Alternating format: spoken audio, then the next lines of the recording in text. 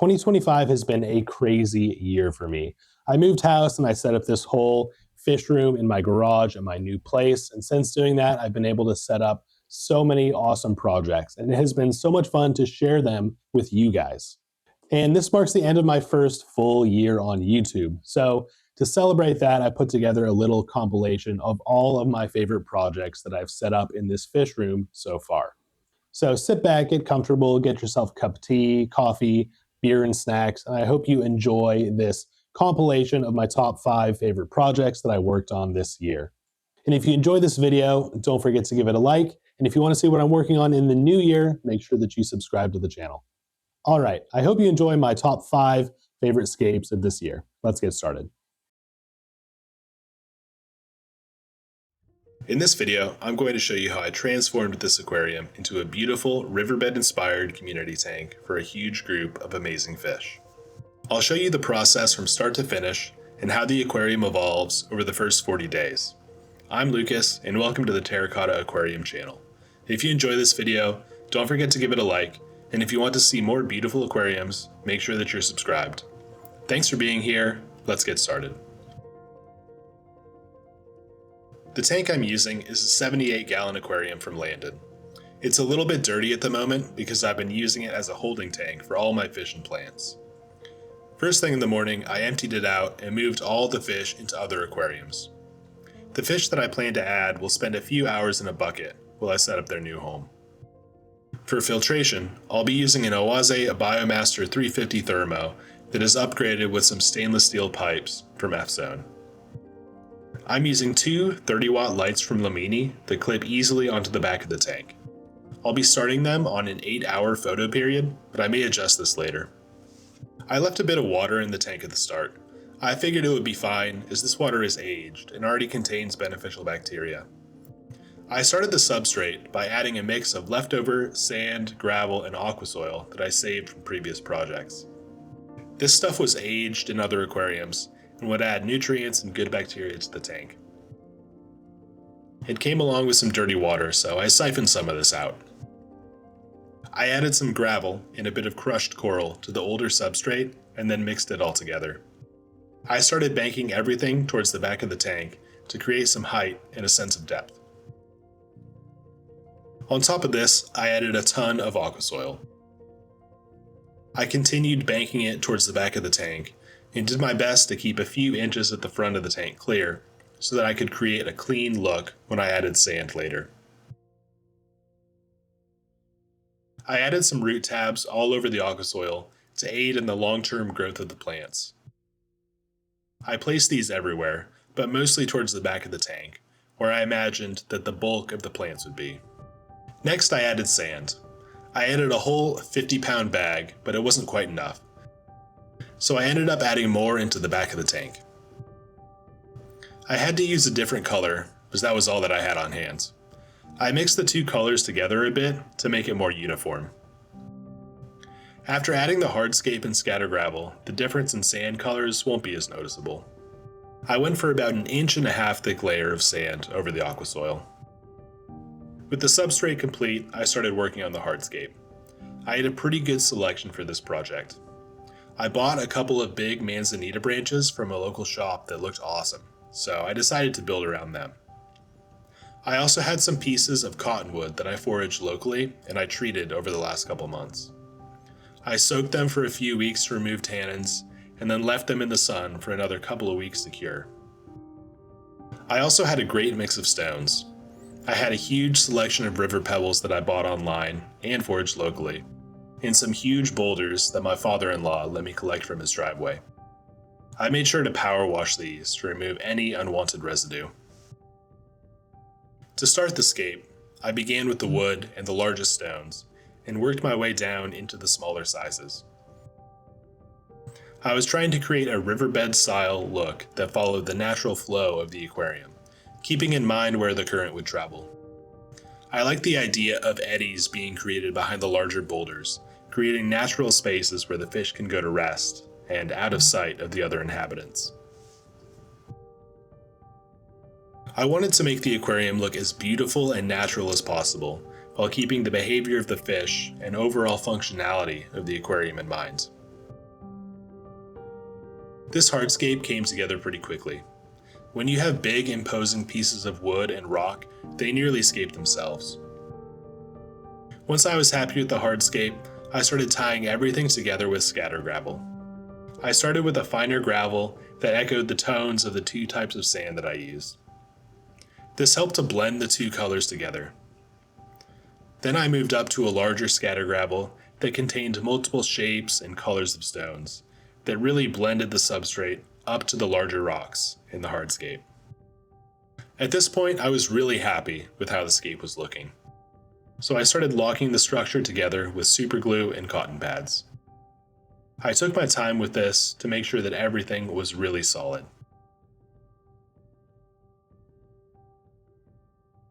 Next, I moved on to moss. My vision was to have a ton of moss all over the hardscape that would grow in over time. I used Christmas moss to achieve this. I attached it to the wood with the same liquid superglue that I used on the hardscape. I don't recommend this. It's pretty hard to control, and it can create streaks all over your hardscape. I only used it because I ran out of gel form superglue. It would be better to use gel form or to take your time and tie the moss onto the hardscape. Adding the moss was really exciting. It felt like the aquarium was starting to come to life. With the moss done, I started planting epiphytes. I had a couple of huge pieces of Anubias barteri, the larger of which I wanted to be a centerpiece, so I made sure to keep it on show. I echoed it on the other side of the tank with the smaller piece. I kept adding epiphyte plants, which were a mix of Anubias nana-petite and two slightly different varieties of Bucephalandra, black pearl and purple blue. I've never kept Boost before, but it is a beautiful little plant, and I hope that it thrives in here. Next, I started adding grasses into the foreground. I had a few pots of Sagittaria subulata, which is a smaller variety of Sagittaria, that will hopefully start to carpet the foreground nicely. I merged this with dwarf sag in the midground and into the background. I intended to create a gradient of grasses that would lead into the background, adding to the overall sense of depth in the aquarium. For the background plants, I used two different types, Vallisneria and Hygrophila angustifolia. The Hygrophila grows exceptionally well in harder water, which is what I have locally.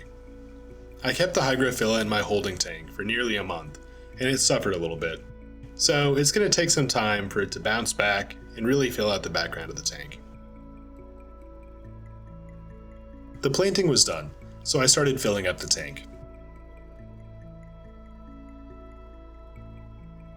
Once it was full, I felt really excited about the scape. It looked incredible. It's hard to convey on camera the scale of tanks that are this size, but it feels huge in person. This is the first tank that I've done on this scale, and I'm really happy with it. When the tank was full, I adjusted the background plants a little bit and reattached any epiphytes that started floating. Then I got the filter started. Over the next couple hours, I let the tank get to the right temperature, and then turned off the lights and started acclimating the fish. They had been in a bucket all day, and I'm sure they were excited to start exploring their new home. After adding them, I dosed the tank with Seachem Stability, a bottled beneficial bacteria. The filter was already cycled, but I did this just to be safe. I decided to let the fish settle in overnight and to check on them the next morning. The next day, I woke up early to check out the tank. I tested the water and I found a trace amount of ammonia, so I immediately did a water change. The ammonia was likely coming from the leftover substrate that I used. The fish seemed fine, but I would end up watching them like a hawk for the next few days. The water was also pretty cloudy, which wasn't unexpected. The manzanita wood has never been in an aquarium before and was releasing a ton of tannins. I decided to run out to a local shop to buy some Purigen. Purigen is a resin that binds with tannins in the aquarium and greatly helps to reduce them. It also helps remove excess ammonia, nitrite, and nitrate, so it was perfect for the situation that I found myself in. Purigen comes in a little bag, and after soaking it for a few minutes, I placed it in with my filter media. The next day, the tank was already looking much clearer, and the Purigen was certainly helping. The ammonia was going down, and I did another water change to help this process along. I figured I would keep up with daily water changes until the parameters were perfect. A few of the fish seemed a little bit stressed by their new environment and all the tinkering that I had been doing over the last few days, particularly the Corydoras, so I decided to keep a close eye on them while stabilizing the parameters. I would have loved to let this tank settle in for at least a week, but I didn't want to keep the fish in a bucket for too long. For the most part, though, the fish have settled in well. I added a group of 17 leopard danios, 11 Corydoras, 5 of them cerbi and 6 peppered, and a blue-eyed lemon pleco named Chester. I also added in 3 tiny honey gourami fry, who are just big enough to not be eaten by the danios. I figured this is a perfect place for them to grow up. I bred 12 of the danios completely accidentally, and it's exciting for me to have an aquarium with so many fish that were bred under my care. At this point, I was really happy with the aquarium. The cloudiness was clearing up, and the parameters were starting to stabilize. Let's let the fish settle and the plants grow in. We can check back in a few weeks.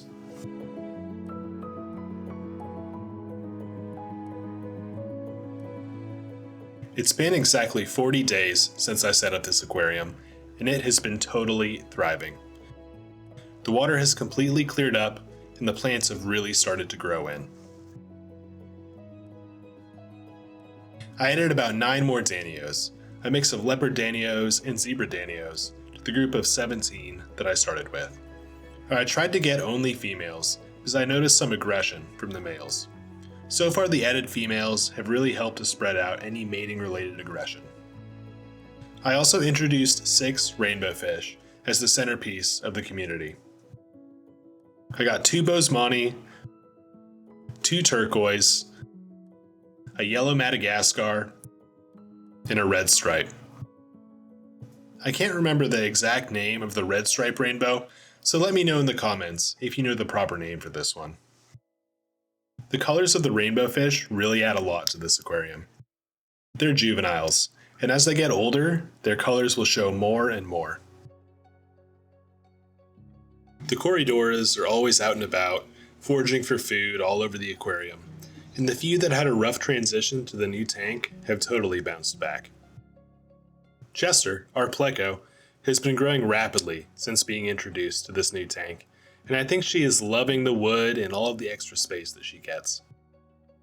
The 3 honey gourami fry have tripled in size, and I frequently find them picking at the moss, finding leftover food that gets trapped there. They were too small to easily get on camera before, but now they're really coming into their own.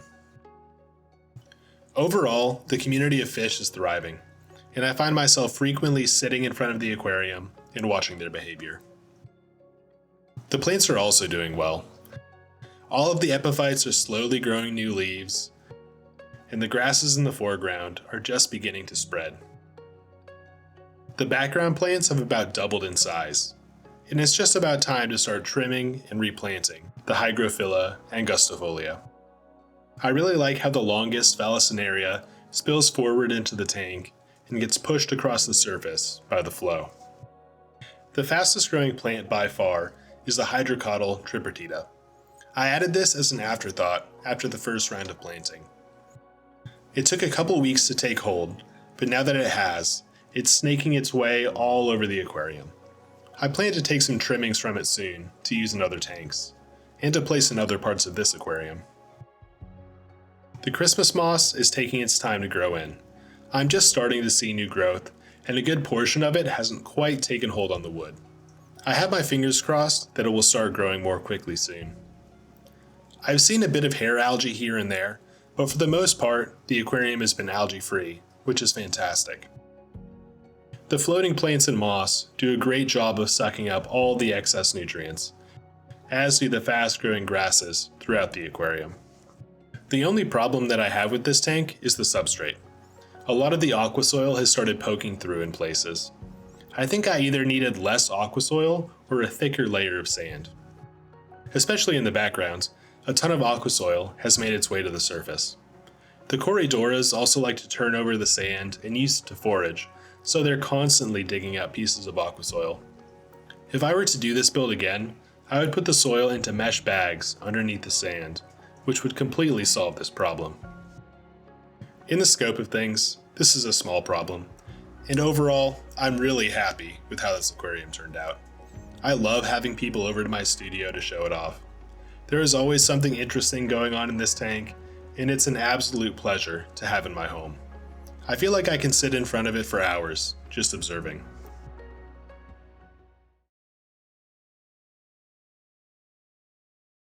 These are emerald eye rasboras. Since I got them, they've quickly become one of my favorite nanofish. Their iridescent eye is so striking, and I love the little black spot on their top fin. There's just one problem. The tank that I have them in now doesn't provide them with the best environment. They need something a little less confined, a place where they can shoal around to their heart's content and where they can easily find safety and refuge. In this video, I'm going to create a beautiful stream bed habitat for these little rasboras. I'll show you the whole aquarium build from start to finish and how the tank evolves over the first 30 days. I'm Lucas and welcome to Terracotta Aquarium. Let's get started. This tank is a UNS 90L. It's a 20-gallon long aquarium, which will be perfect for this project. I've set up a hanging light above it. I DIY'd a sort of paracord hammock that the strip light hangs on nicely. The light is a Hygger Nature Pro aquarium light. Hygger sponsored the light for this video, so huge thank you to them. This is my favorite strip light, and I've got it in use all over my studio at the moment. I think it's one of the best budget aquarium lights on the market. I'll talk more about it later in the video and why I think it's so good. For the filter, I'm using a Fluval C2. Before putting it on the aquarium, I'm going to make a little modification. I'm not a fan of how short most hang-on-the-back filters outlets are, and they don't do a great job of directing flow across the surface of the aquarium, so I'm using a big piece of plastic from an old container to extend the outlet. I'm just using super glue to attach it all together. The emerald eye rasboras can get a little bit jumpy, so I want to make sure that I can keep the flow moving across the surface of the water without keeping the water level too high. Now that all the equipment's ready, let's get started on the skate. I'll begin with the substrate, which I'm going to pack full of nutrients. To make it, I mixed Fluval Stratum, which is an aqua soil, with some leftover substrate from old aquariums. This stuff is a combination of sand, used aqua soil, and gravel. I like to have a bit of gravel or some sort of larger grained product in the bottom layer of the substrate just to prevent any compaction over time. I tossed this mixture into the tank, banking it towards the back to start creating a slope.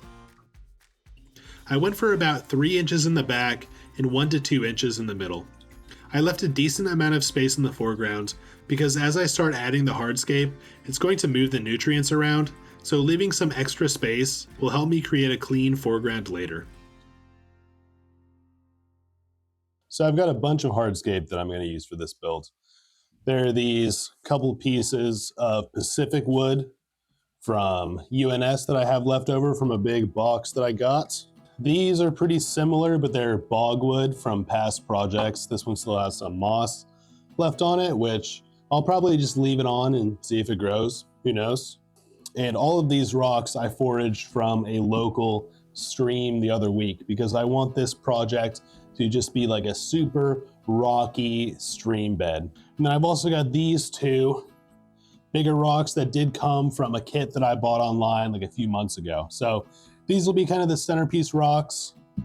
I'll make some sort of arrangement with all of this wood and then put all of these rocks in and around it.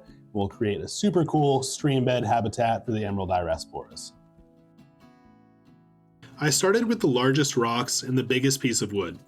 I knew that I wanted this piece of wood in the front of the tank, and I wanted to use the other pieces to mimic the direction and the lines that this piece was creating.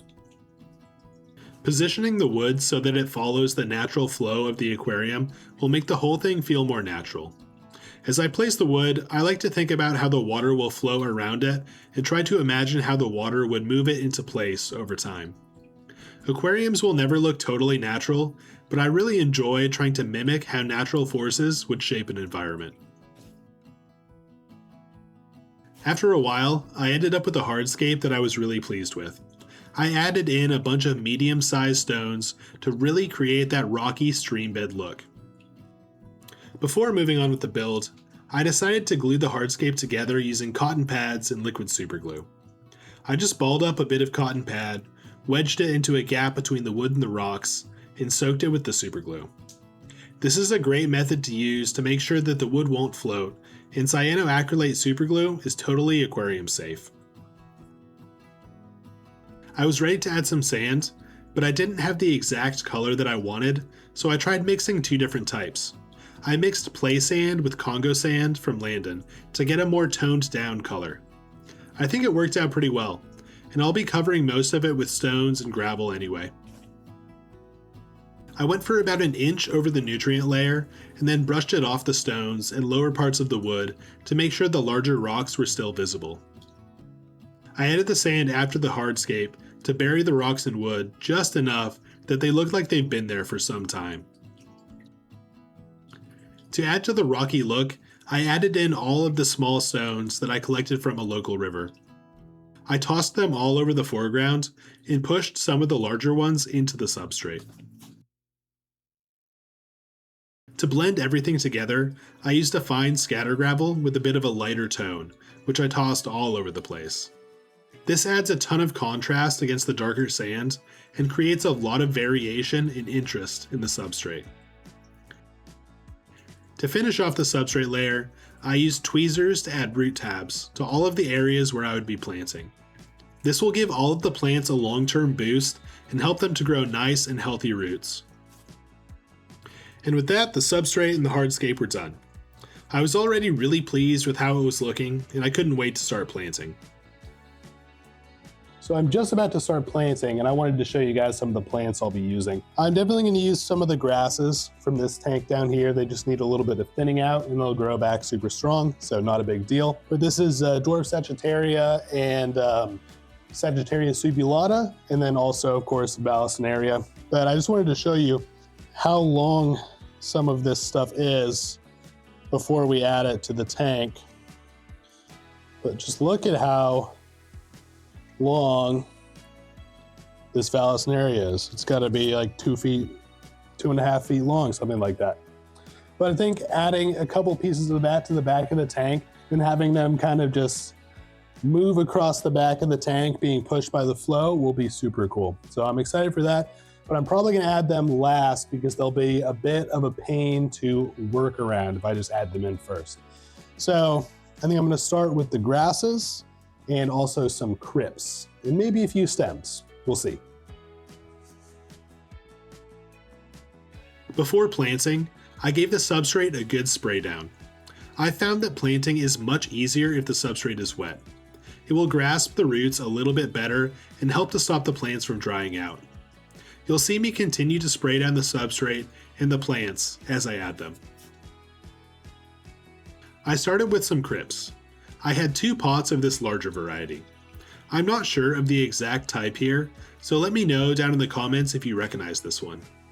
I bought it from my local shop, and they couldn't tell me exactly what it is. I placed it in focal points around the aquarium, a couple in the foreground and a few behind the hardscape. Then I added some smaller crypts. This is Crypt 20 Brown, which I've had growing in another aquarium. It's halfway converted to submerged conditions, but all of the crypts that I'm adding should change quite a bit as the tank develops. Crypts lose all of their immersed leaves as they convert to underwater growth, and will become much bushier and compact as they evolve. I used this plant to fill in areas around the hardscape and kept it mostly in the foreground and midground. Then I started harvesting Balasinaria, dwarf Sagittaria, and Sagittaria subulata from my Rainbow Riverbed aquarium. Hardly looks like anything's gone, honestly, at least here. I might take a little bit more too, but I actually really like how it's kind of opened up this area a little bit. Hi guys, this is my rainbow fish tank, by the way.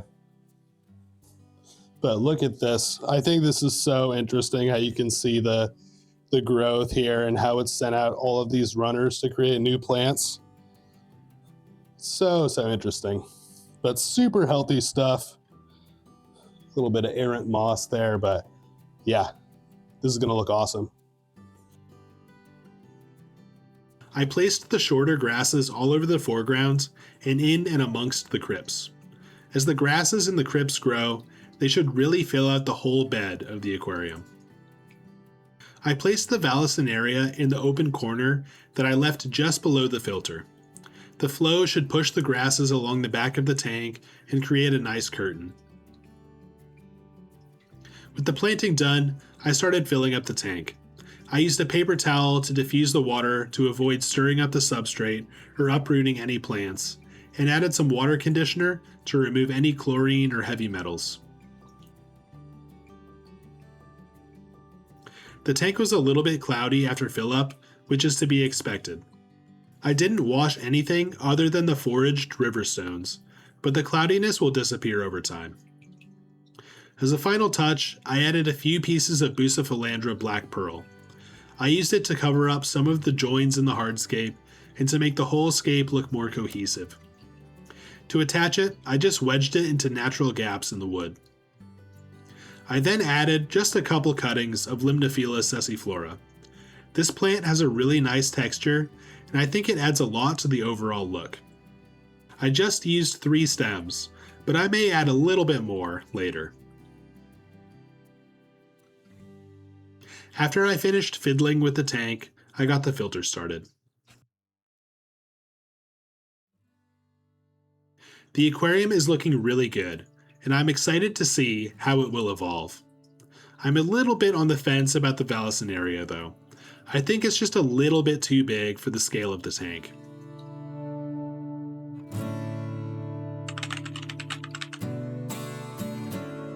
So it's been a little bit over a week, and I did decide to remove the big plume of Vallisneria. It was just a little bit too overpowering for the scale of this scape. So I left a couple of the smaller pieces in here, and I think that they'll grow in nicely over time and start to spread. I've also done 2 water changes on this tank just to keep up with the tannins being released by the wood, but I think it's time to add the first group of fish from my other tank. So I'm gonna have to catch all of them out, which is probably gonna take some time, and then I'm gonna move the media from that filter into this filter, so everything is going to be totally safe. But let's catch the fish. Before netting out the emerald eyes, I removed all of the floating plants and lowered the water level. Then I got my nets out and started catching. I wanted this to be as low stress as possible for the fish and for myself, so I took my time gently fishing them out rather than chasing them all over the tank.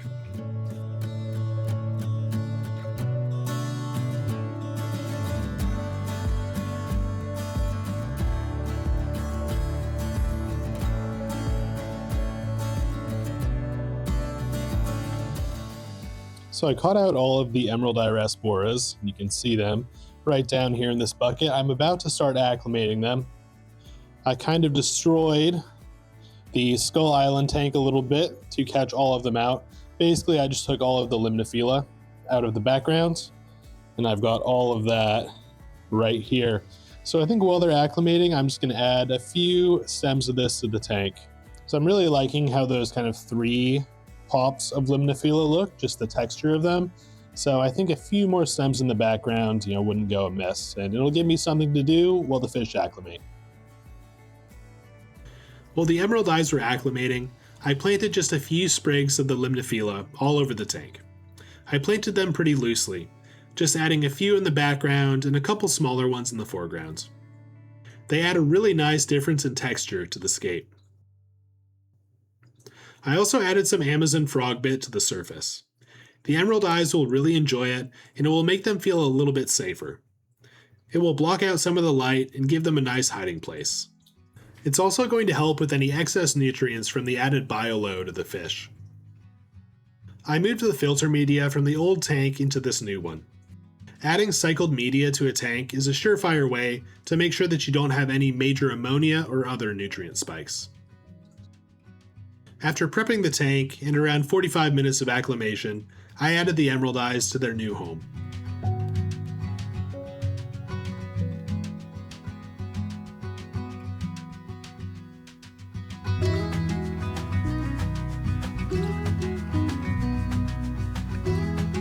So the emerald eyes have been in here getting used to their new home for a little over an hour now, and it has been so much fun to watch them settle in. They are one of the best schooling fish I've ever seen. We've got 16 of them in here right now, and it's interesting to watch them move around. They always want to stay as a group if they can, and when you see one of them kind of go off on his own, you'll sort of realize that he's on his own and then try to find his way back to the group as fast as possible. But it makes me really happy to have them in here because I've wanted to do this for a while. On the Skull Island video, I got a comment that said, like, this is a great tank, but you could do a lot better for the Emerald Irasporas. And that's kind of what inspired me to do this tank, is to create what I think would be like the perfect home for them. And I'm really happy with it so far. And as far as I can tell, it seems like they're really enjoying it. But I'm excited to get more of them. There are 16 of them in here right now, and I think I'm going to be doubling the group size. Oh, hi Kazi. What do you think of the tank? But I think I'm going to be doubling the group size, probably going to about 30 of them. And then I'm also going to add a pleco because my wife really, really wants a pleco for this tank. She keeps calling this pleco paradise because of all of the wood in here. So we're going to go to the store in about a week, get some more emerald eyes, and then also get some sort of pleco. I don't think we're totally sure what kind yet. So next time I see you, it'll be a week from today. So before we go out and get the fish, I want to take a quick second to talk about the light that we're using for this build. So Hygger was nice enough to send me the HG957 planted aquarium light, and I absolutely love this light. So big thank you to Hygger for sponsoring the light for this build. I wouldn't recommend anything to you guys that I don't totally believe in, and I really think that this light is one of the best budget lights on the market. I like it so much that before being sponsored this light, I bought 2 of them myself for other tanks in my studio. The light that we're using on the Emerald Stream is a 60 watt light that's intended for 36 to 42 inch tanks, and it comes in at just under $70. I really don't think you can do much better than that on the market right now. The light has a full RGB spectrum, so it grows all types of plants really well. And the lights really speak for themselves. Looking at the Emerald Stream, the colors of the plants totally pop. The fish look incredibly bright and colorful. It really brings out all of the colors of the iridescent eye and that black top of the fin that I really love about these fish. And in the Emerald Stream right now, you can see that there are quite a few floating plants. I even added in a few red root floaters. And the light is still getting down into the tank and looking really, really nice. And if you take a look at this tank here, I have the same light on this one, and I turned down the brightness on the camera quite a bit so that you can actually see the tank. This is a slightly smaller version, so this is the 36 watt version, but as you can see, the plants in here are growing so well that I have Bacopa coming up out of the top of the tank. And there are a ton of red root floaters on here that have a really, really beautiful color. So this light grows red plants really well. It's also really easy to set up the lighting cycle that you want straight from a controller that's already on the light. It's honestly a really honest piece of hardware. It's super easy to set up the light cycle exactly how you want. There's even a DIY mode that you can go to on there to set the brightness at every hour of your light cycle. There's also options for different colors if that's something you're interested in. It's really customizable, all from the controller right on the light. But I really love this light. When I'm setting up a new aquarium and I'm looking for a strip light, it is honestly my first choice by far. And if you want to get this light for yourself, there's a link down in the description. If you buy it, the channel gets a little bit of a kickback. So if you're looking for a new light and you want to support the channel, go check out the Hygger website in the link down below. Another big thank you to Hygger for sponsoring this light. All right, let's go get some fish.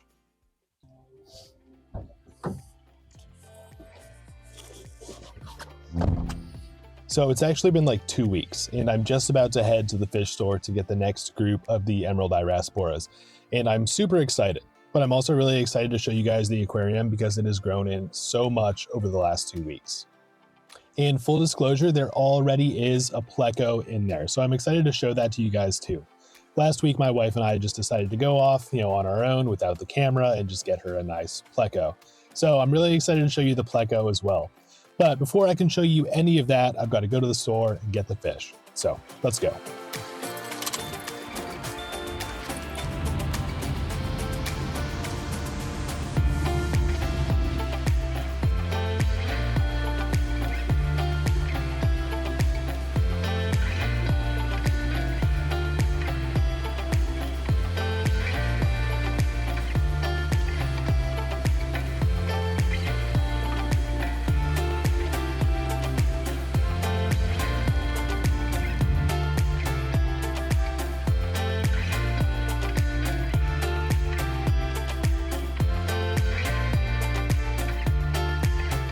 After I got back from the fish store, I started acclimating the new emerald eyes.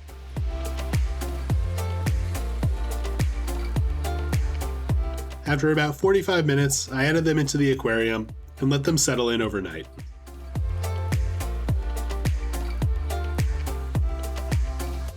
So it's the next day, and the new group of emerald eyes has settled in super well.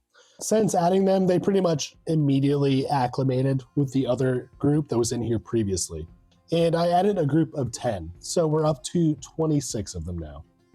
But it is so fun to watch them shoaling across this whole aquarium, and they've really made it their own. And it makes me super happy to see this more natural behavior, because that was the whole goal with this aquarium, was to create the perfect environment for the emerald eye rasporas. And you'll have to excuse me if I sound a little bit scratchy at the moment. I'm recovering from a cold, so I've got some tea here to help my throat. But you can probably also see that the aquarium has grown in quite a bit since I last showed it to you. You can see the Vallisneria has started creeping into the foreground. It's these two kind of bigger plumes here, and it's sending off a ton of runners. And that's also true for some of the smaller grasses. They've started to send out runners, which you can see in a couple places. So awesome to see that the grasses are growing so well, because I think that will make the emerald eyes feel really safe to just have a ton of foliage, basically, to hide in and amongst.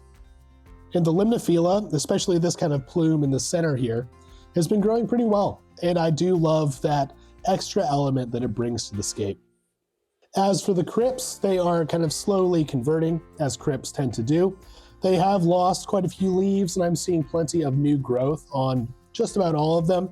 But it will be probably a few months before they fully convert and really start coming into their own. But really happy with how the scape is looking and the plant growth overall. But I'm also really excited to introduce you guys to Frankie, my wife's new pleco. Frankie is a long, thin, bristlenose pleco, and she's kind of darker in color, but she has a really interesting coloration on her kind of whiskers. I'm not sure if that's the right term. And they have these like really red tips to them, which is super, super cool. But she comes from a local breeder, and they were telling me at my local shop that they don't really see plecos like this one outside of coming from this particular breeder, at least in our area and with their suppliers. So really fun to have her in this tank. I think she does add a lot to it. She's kind of like the Easter egg fish, you know, that you have to kind of watch the aquarium for a while before you get to see her. But there's also one other fish in this aquarium that is a little bit of a hitchhiker. So this is actually the second time that this has happened to me, but there's a baby peppered cory in here. And I think in the rainbow riverbed, the parents must have laid eggs on some of the grasses that I used taking from that aquarium for this aquarium. And because of that, we got a little baby cory in here that hatched from one of those eggs. And this happened to me previously in my nature aquarium. I had a little baby cory in there that grew up, got to a good size, and I returned it to its family. So that's the same thing that I'll do here. Just wait for it to grow up a little bit and then move it back to the rainbow riverbed. But overall, I'm really, really happy with this aquarium. Again, I think it's a huge success. I think I achieved exactly what I set out to do. And I really, really love sitting back and watching this aquarium and just watching that amazing schooling behavior from the emerald eye rasporas. Thanks for watching this video, guys. I hope you really enjoyed it, because this has been one of my favorite projects that I've worked on recently. But before I go, I just want to show you guys one other thing. I made a t-shirt. You may have seen me wearing this in some of my recent videos, but it's kind of a caricature of a cardinal. It's like a cardinal tetra if it were a little guy. And it says Terracotta Aquarium on the back. I made the art. I kind of like to do weird doodles sometimes. And my wife took my rudimentary kind of preschooler art, put it into Procreate, and actually made a decent piece out of it. So it's kind of a collaboration between the two of us. We mostly made it because we wanted t-shirts for ourselves and just for our friends and family for gifts for this year. But I did set up a website if this is something that you guys would be interested in as well. If you've ever wanted to support the channel, this is an awesome way to do it. So you can find a link to my website down in the description. All right, that's it for me, guys. Thanks again, and I'll see you in the next one.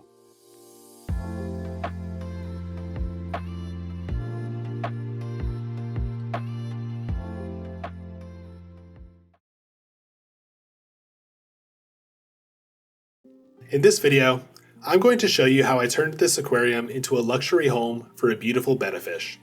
I'll show you the process from start to finish and how the aquarium evolves over the first 30 days. I'm Lucas, and welcome to the Terracotta Aquarium channel. If you enjoyed this video, don't forget to give it a like, and if you want to see more aquarium videos, make sure that you're subscribed. Thanks for being here. Let's get started. To start this build, I'm breaking down another aquarium. This was my minimalist Riverbed aquarium that I set up in a 15-gallon cube from Landon. Here's a link to the video if you want to watch how I set it up. Overall, I wasn't a huge fan of how the build ended up looking, so I decided to do a rescape. I moved all of the fish to different aquariums and then started breaking down the tank. I first removed all of the hardscape, which was covered in moss that I would use later. I kept it wet with paper towels for now. I saved most of the plants, some of which I'll be reusing in the new setup. I was able to save a great mix of Crypt 20 green and a bunch of Vallisneria and Dwarf Sagittaria. I threw these in my plant storage tank for now. After breaking down the scape, I drained all of the water and exposed the substrate. I set up this aquarium about 2 months ago, so the substrate is pretty fresh. It contains plenty of good nutrients for the plants and tons of beneficial bacteria, so I'm going to keep it. Here's how I set it up for the last scape. I used a mix of recycled substrates for the base layer, and then added about an inch thick layer of aqua soil on top, which I covered with another inch of sand.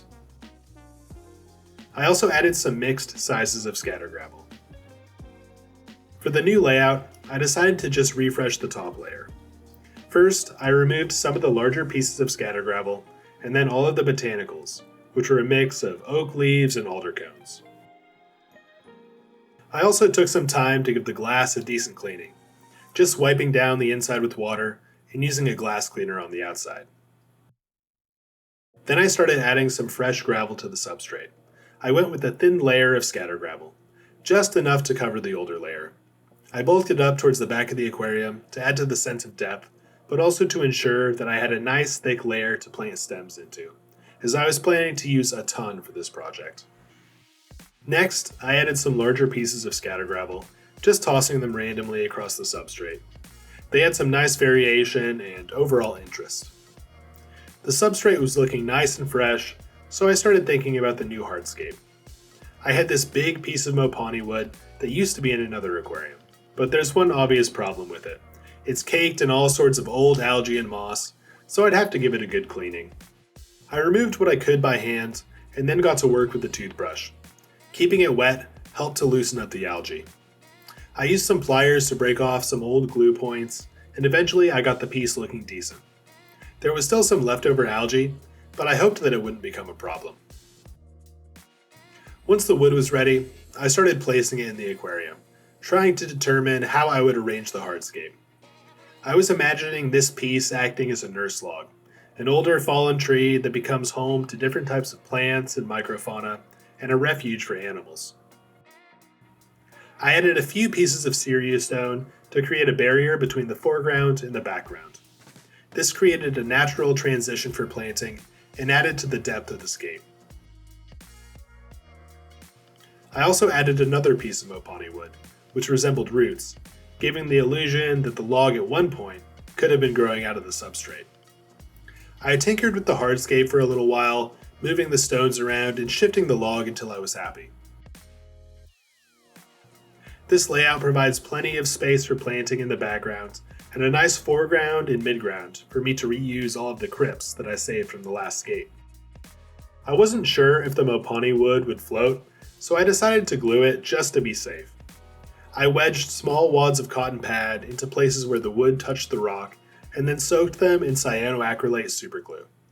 This method is tried and true, and when the glue dries, it is totally aquarium safe. I also added another rock behind the Mopani log to give it one more contact point for gluing, and to fill out the space a little bit better. Since the log was leaning backwards, I wouldn't have space to plant there anyway. While the glue dried, I decided to start working on the nurse log. I harvested the moss from the 2 pieces of wood that were in the previous scape and started placing it onto the log. I used it to cover up the contact point between the 2 pieces of wood in the scape, and then started working my way upward onto the rest of the log. This piece of Mopani has a ton of easy places to wedge in moss or other plants, so I was able to push it easily into natural crevices. In some places, I used a gel form superglue to ensure that the moss would stay put. After finishing with the moss, I opened up a pot of Monte Carlo, but I'm not going to use this as a carpeting plant. I've had success growing this as an epiphyte before. I swished it around in some water to remove the nutrient gel, then broke it up into little clumps to prepare it for planting. I wedged it into small crevices in the log. It should use the moss as a medium to creep all over the wood. This isn't the healthiest pot of Monte Carlo that I've ever seen, so hopefully it will bounce back. To finish off the nurse log, I decided to take some trimmings of Hydrocotyle tripartita from another aquarium. I have been loving this plant lately. It grows really quickly, and under a high light, it can get quite dense and bushy. To add it to the log, I simply weaved it into the moss and pushed it into areas where it stuck naturally. The log was looking really good, and I couldn't wait to see how it would grow in. I still had lots of planting to do, so I covered the log in a wet paper towel and went to have some dinner. Later that evening, I came back and resumed planting. I started with the Crypt 20 green that I saved from the previous scape. I graded them out, using the largest ones in the midground and working my way down to the smaller ones in the foreground. I planted them as densely as possible. I really wanted it to feel like a field of crypts at the base of the log. After this, I started with the stems, and I had a ton to work with. Earlier in the day, I went out to a local shop and found a deal on stems, just $4 a bunch, and I couldn't resist.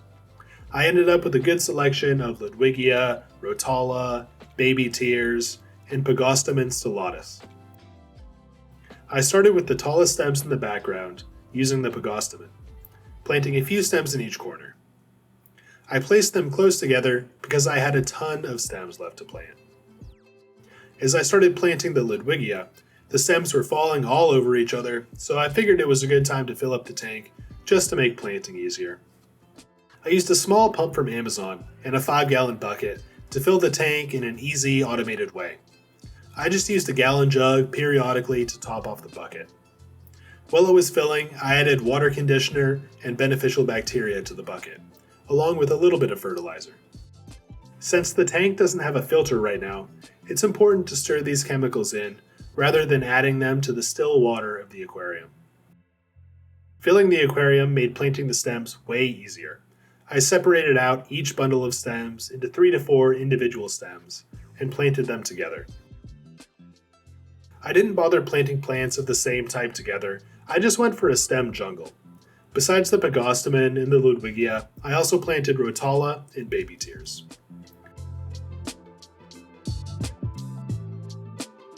After planting all of the stems, I was feeling pretty excited about the aquarium. I know that as it grows in, it's going to look awesome.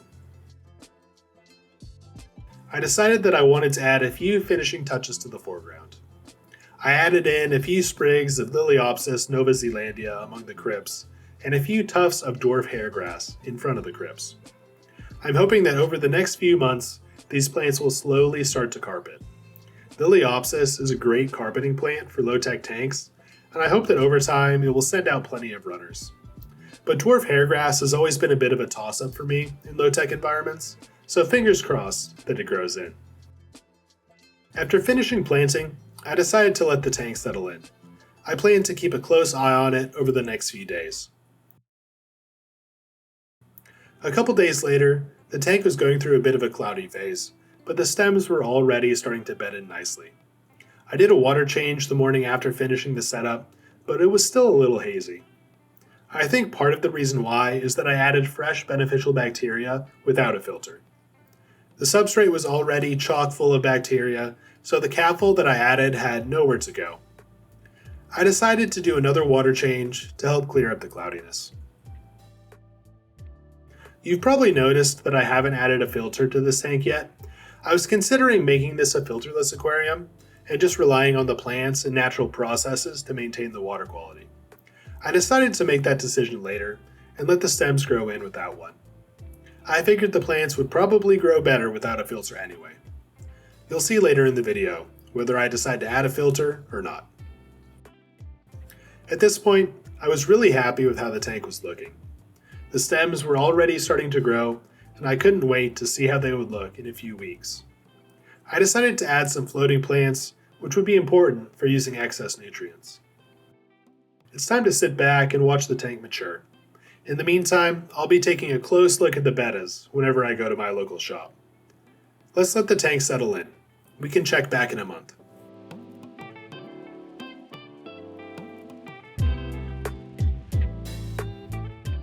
This is how the aquarium looks exactly 30 days after setup. A week ago, I added this beautiful betta fish, who my wife named Reginald.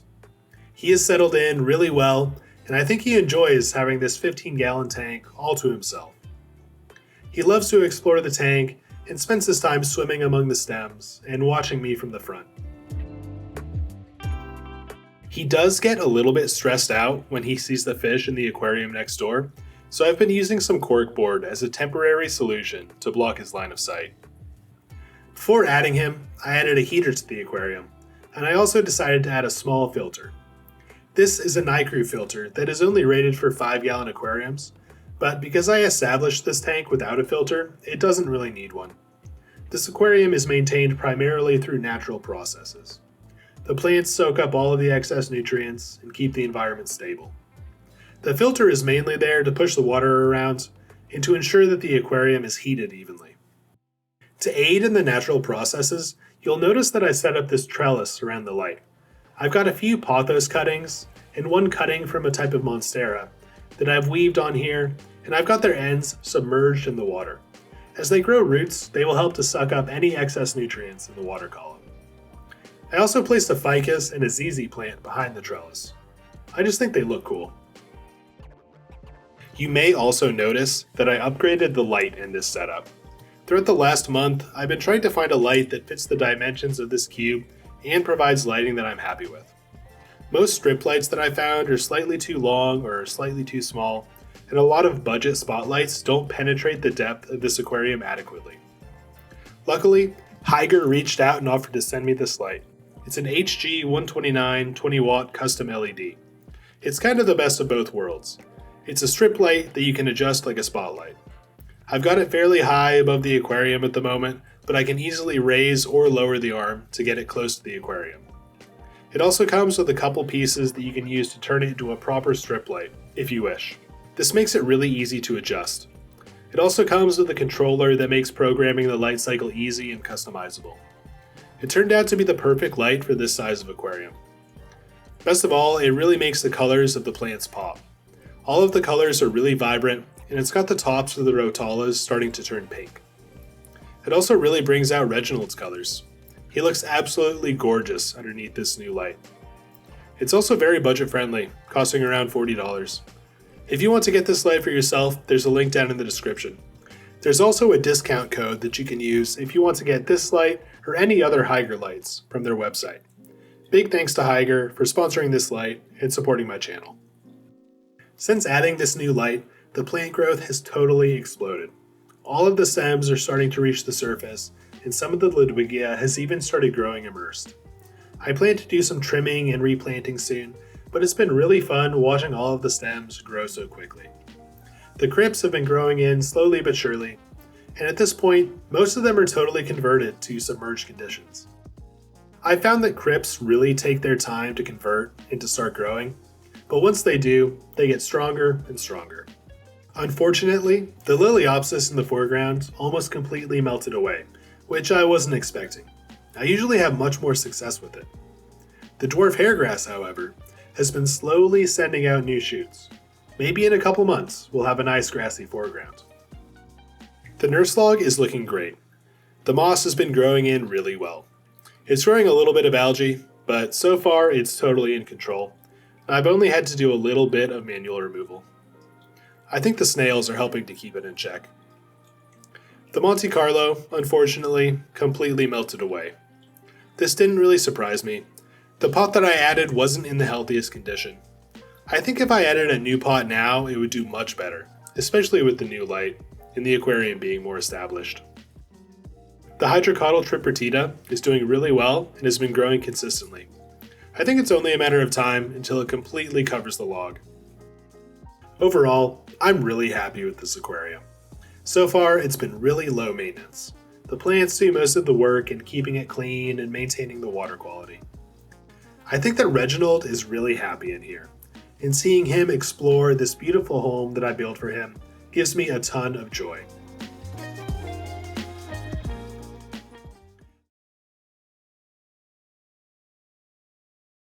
What's up, guys? I'm Lucas and welcome to Terracotta Aquarium.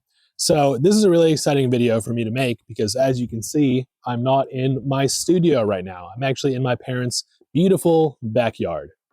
And that's because about a month ago, my dad and I set up an aquarium inside their house. It's a 10-gallon long bookshelf style aquarium that now has an amazing group of fish in it that I can't wait to show you. But before I do, I want to take you guys back in time about a month and show you how we set up the whole thing from start to finish.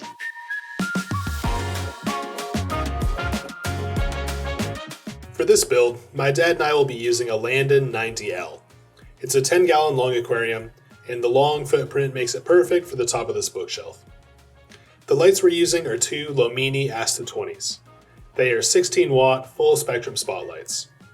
We're also using a hang-on-the-back filter and a heater that are both from Hygger. Let's get straight into the build. We started building the scape around this big piece of manzanita wood. It's a long, twisted piece that just barely fits into the aquarium. It comes out of the top of the tank, which will create an interesting look and make the tank feel larger. It does a pretty good job of obscuring the filter and the heater, and it will also make a perfect structure for attaching moss and epiphyte plants. We then mixed up a bunch of fluval stratum and secam fluorite and placed it into mesh bags to create the nutrient layer.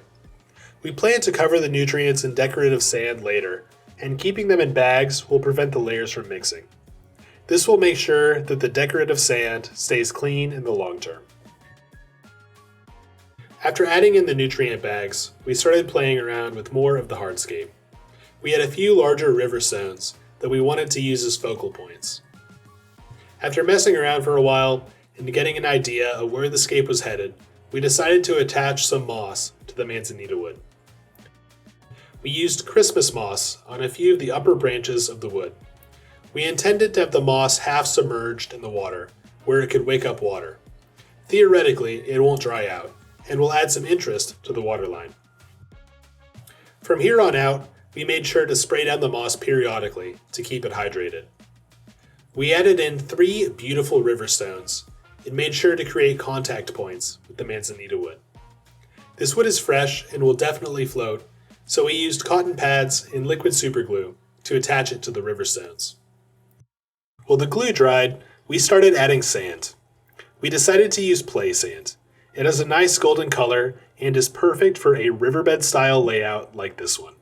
We used a sand leveler and sprayer to get the sand into all of the crevices around the rocks and wood. We went for roughly an inch coverage over the substrate bags.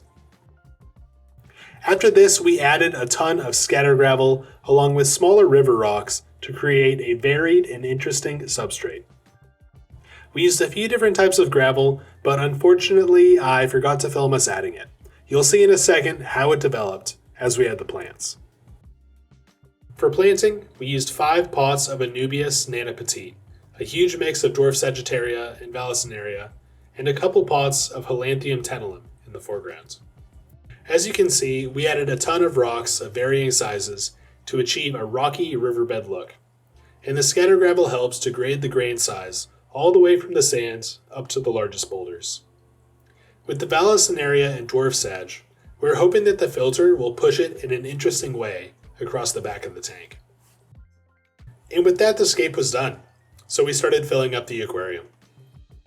We used a 5-gallon bucket and a cheap pump from Amazon, along with a paper towel to diffuse the water. As the tank was filling, we added some water conditioner and beneficial bacteria to get the cycle started. We adjusted the plants as the tank filled and fixed any that decided to float up.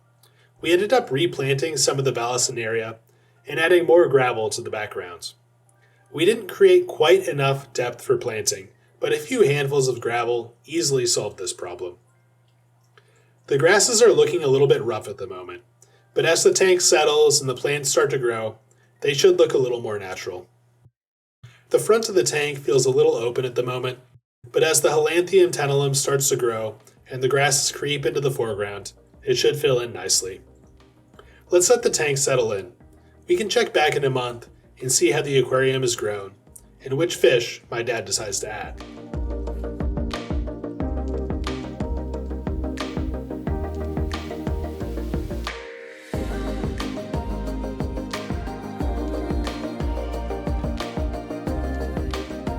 So this is how the aquarium is looking now, 30-ish days down the line. It's now home to a group of 10 ember tetras and 3 Venezuelan cories. And their red coloration really brings a lot to this tank. I think my dad made some really good choices. And we are going to hear from him, so stay tuned. I want to get him in here to talk about how he feels about the tank. But I am super happy with how this tank has developed. It's really interesting, the group of fish in here, they're super peaceful. They just really fit this aquarium super well. And it's going to be really fun to see them grow in. They're already so comfortable in here. And for the most part, the plants are doing pretty well. The dwarf Sagittaria and the Balasinaria that I used for this tank, they were a little bit scraggly, for lack of a better word. So I've been coming in and kind of trimming out the little parts that have been dying, but as you can see, it is slowly starting to creep. There's a little bit in the foreground here. The Balasinaria is growing in a little bit in the back corner. And one strange thing that did happen with the plants overall is we actually had a few pieces of Anubias die, which was very strange. I've never really experienced that in a tank. I've never had Anubias die. It's such like a hardy plant. But I think that's because the water flow wasn't perfectly going throughout the whole tank. So I think there were probably some dead spots, which could have led to a lack of oxygen in some places, that kind of thing. So to remedy that, we did upgrade the filter. We do now have a sort of smaller Oase canister filter. Can't remember the name of it off the top of my head, but there will be a link to it down in the description if you're interested in what we got. And I think that has really helped. And we now have the outlet on the far side and the inlet a little bit over here. So theoretically, it should be pulling water across the whole thing. That was the main kind of struggle with a tank of this size. And also because of the piece of wood that we chose, is just getting a good flow throughout the whole thing. But it hasn't adversely affected the fish or anything like that. They're comfortable to spend their time throughout the whole place, which is perfect. But one plant that really has surprised me actually is the Hygger tenellum in the foreground. It's been growing really well. And I did clear out a little bit of the floating plants before these shots, and they were totally covering this upper area. So there wasn't a whole lot of light getting to the Hygger tenellum, but it's still spreading super well. And I've never used this in a tank before. So I think I plan to get more of it for future projects because it does seem like a really good low-tech carpeting plant. So I'm really excited to see how it's going to grow and fill in this area a little bit more. But I'm really excited to get some of my dad's thoughts, and you guys can hear what he has to say because he's never had an aquarium before. He's wanted one sort of since I got into the hobby. So it's pretty exciting for us to have done this together. But let's go to a little bit of an interview with him. That'll be in a couple days from when I'm filming now, but stick around. That'll be in like 2 seconds for you guys. All right, so tell me what you think about the tank. Well, other than that I love it. I started this when you got into it and never had a fish tank before and all that sort of thing. And so it's all been wonderfully new. And I'm just having a great time living with it, watching my babies, Yeah. and especially as we got through the beginning phases of it to where it started, it's growing and it's clear and all those sorts of things. It's just great. I just love it. Because you look at an aquarium very differently than I do. Oh, for sure. Never having had one before.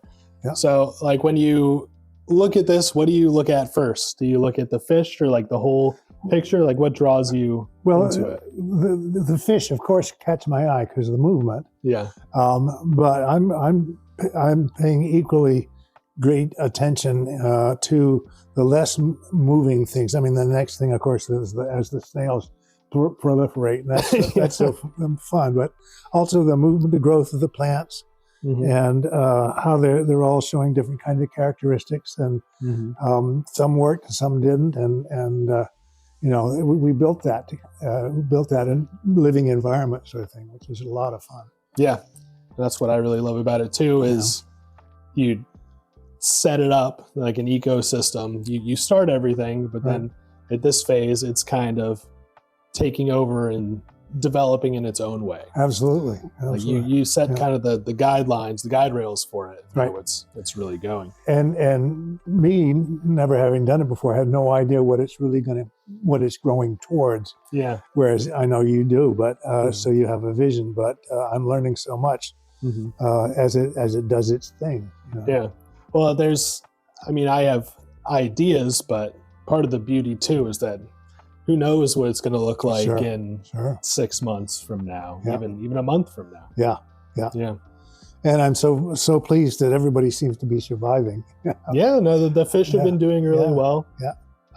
I think you made some great choices with the Ember Tetras and the Venezuelan Cories. Yes. The Cories, they're all fascinating, but the Cories are just really fun. Yeah.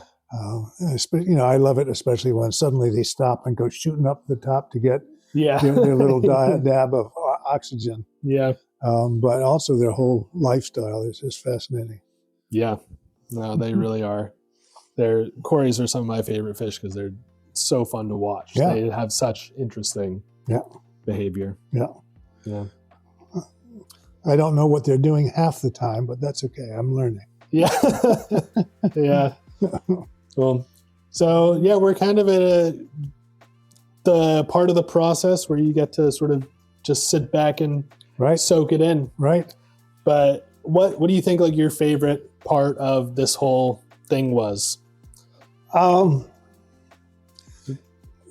think the process of deciding where to put things. Yeah. And when you and I both did the rocks, for example, together, and I wasn't sure I liked your choices of rocks there for a minute, and stuff like that. That was a lot of fun to build it together. But to understand that someone could, like yourself, such as yourself, could have a vision that we would work towards, and see it come together, I think has been the favorite thing. Cool. Yeah. Choosing the fish was a lot of fun. Yeah. I'm sort of thinking about shrimp now. Yeah. Yeah. Well, I was going to say, are you going to do another tank? Well, not right away. All right, guys, that's the video. I hope you all really enjoyed it. I had a great time doing this with my dad and setting up this awesome 10-gallon bookshelf tank in their house. If you enjoyed the video, don't forget to give it a like, and don't forget to subscribe if you want to see more great aquarium content. Thanks for watching, and I'll see you in the next one.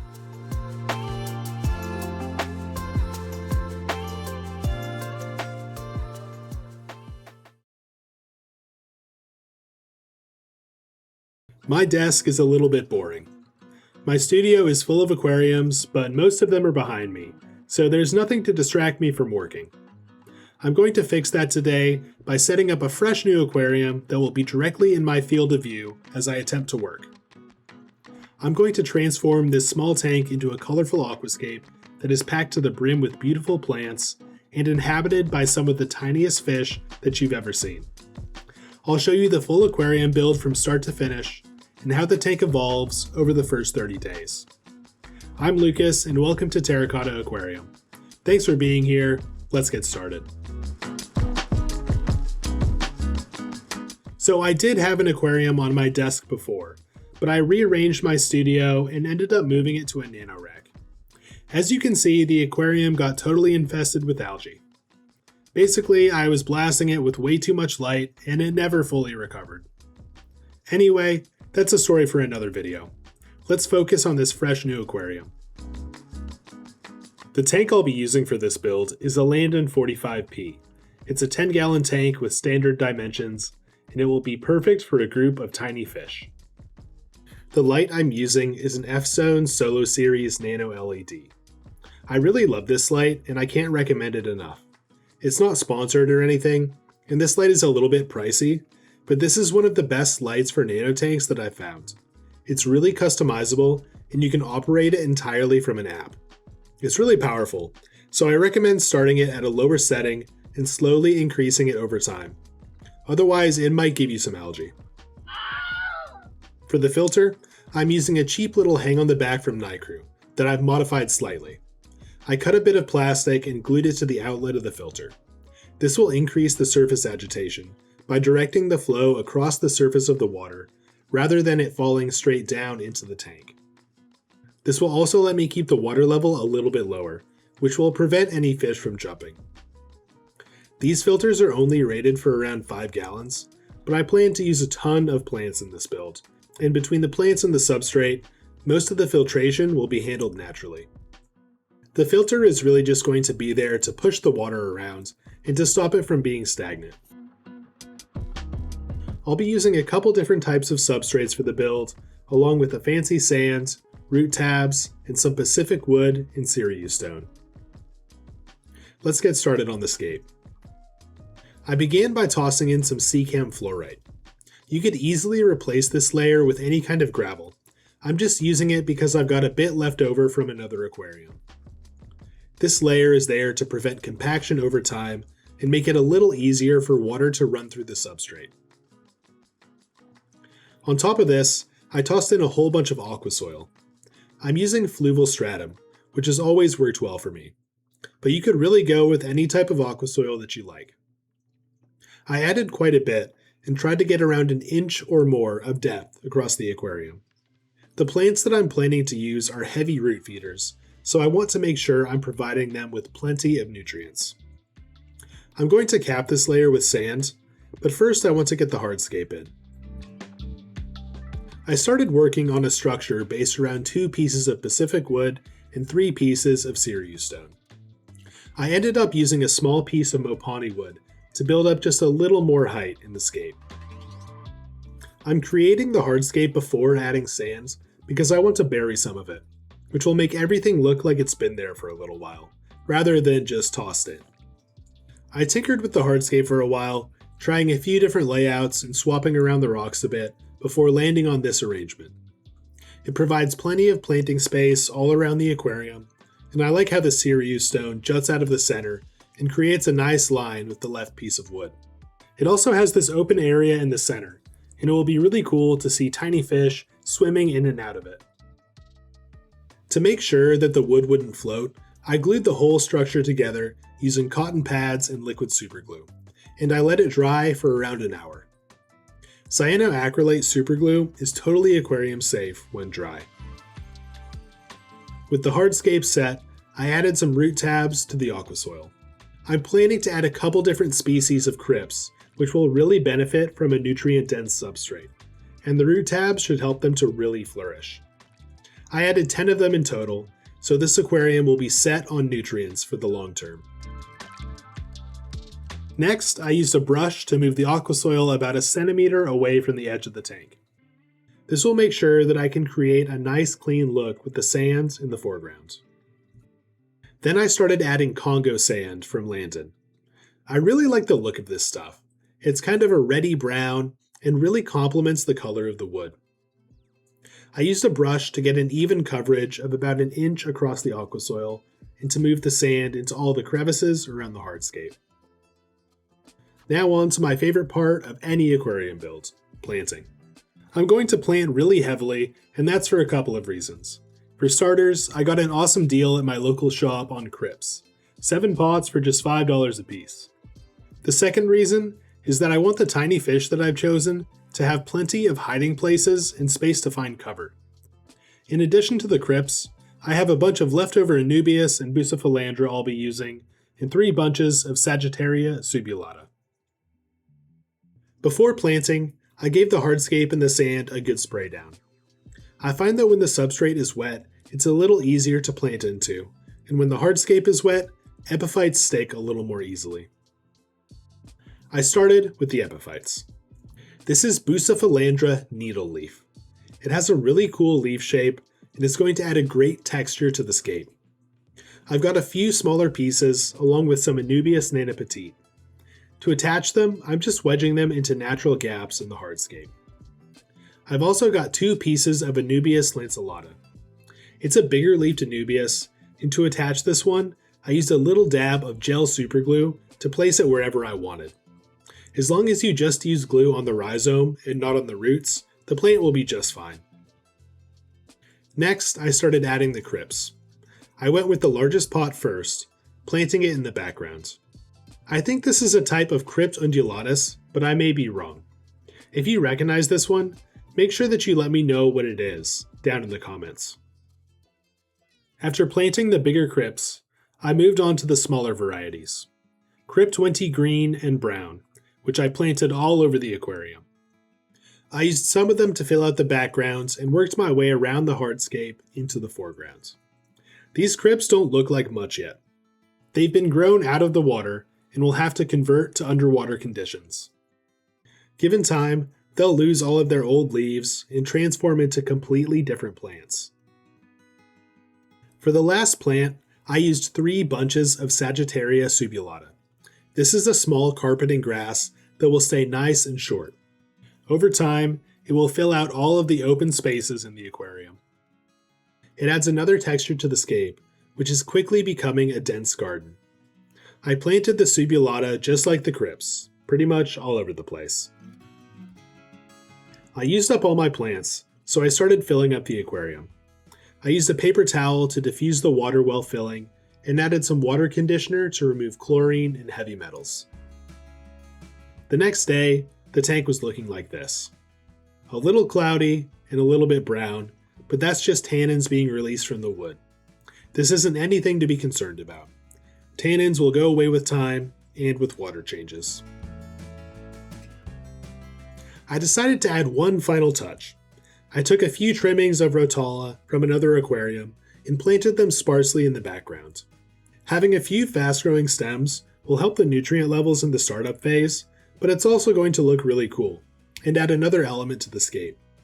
They should also go pretty red underneath this powerful light. I'm keeping the light at 50% intensity over an 8-hour photo period. I'll adjust the lighting as needed as the plants settle in, or if I notice any algae. I'm really excited to see how this aquarium evolves, and to add some tiny fish. Let's check back in a month and see how the scape has developed.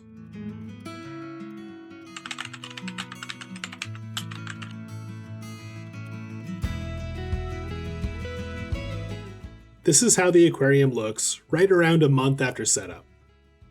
A couple of days ago, I added a group of 10 exclamation point Rasboras. These are the smallest fish that I've ever seen, and I think they're perfect for this scape. Their colors fit really well with the substrate and the hardscape, and they stand out nicely against the green of the plants. I love them, and it's so much fun to sit at my desk, watching them and completely forgetting about any work that I have to do.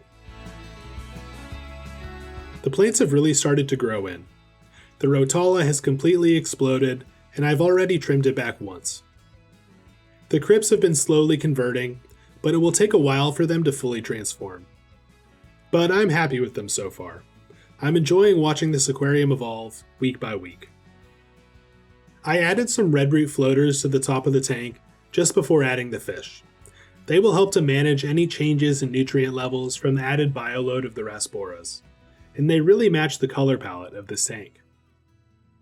This aquarium has been a huge success, and I'm really happy to have it on my desk. It almost feels like a third monitor that is a permanent view into a beautiful little natural world. Thanks for watching. If you enjoyed this video, don't forget to give it a like, and if you want to see more videos like this, make sure that you subscribe to the channel. Thanks again for watching, and I'll see you in the next one.